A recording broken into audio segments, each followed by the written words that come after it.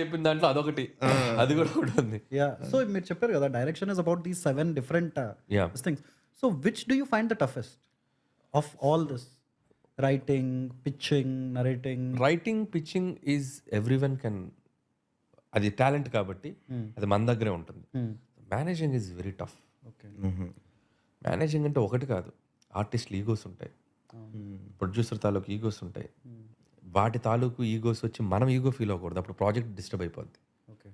ఏంటి ఇలా అన్నాడా అని నేను ఇంకో 10 కోట్లు పెంచుతా, ఈగోకి వెళ్ళిపోయి సెట్ అయిన అన్నాడా ఈ సెట్ నేను వేపించి వేస్ట్ చేస్తా, ఇలాంటి ఐడియాలజీలోకి వెళ్ళి సినిమాలు పోగొట్టుకున్నారు కూడా ఉన్నారు చాలా మంది. Okay. So just at the end of the day your baby, ఈ బేబీని జాగ్రత్తగా మనం తీసుకురావడానికి అన్నిటినీ కూడా నవ్వుతూ మేనేజ్ చేసుకుంటూ వెళ్ళాలి.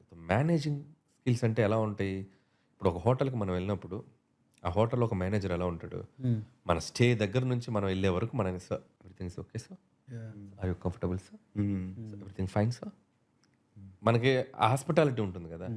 సో మెయింటైన్ దట్, అది మెయింటైన్ చేసినప్పుడు ఎవ్రీథింగ్ విల్ బి లైక్ నీకు అనుకూలంగా జరుగుతుంది. సో అది ఆ మేనేజింగ్ స్కిల్స్ అనేది నేను జస్ట్ మేనేజర్ అనేది డైరెక్టర్ మేనేజర్ అవ్వమని కాదు, అలా యాక్ట్ చేయాలి. ఇప్పుడు మనం ఒక స్టార్ దగ్గరికి వెళ్ళాం, నాకు ఇది దొబ్బదమ్మ ఇది కావాలంటే వర్కౌట్ దొబ్బేరా అంటాడు హీరో. సార్ ఇది నేను ఇంకోటి చేయొచ్చు సార్, ఇంకోటి చేయనా సార్, అది నేను అంటాను the way you are dealing అనేది, that is the managing techniques. Okay. అందుకే దాన్ని మేనేజింగ్ స్కిల్స్ అన్నారు, మేనేజర్ చేస్తారు.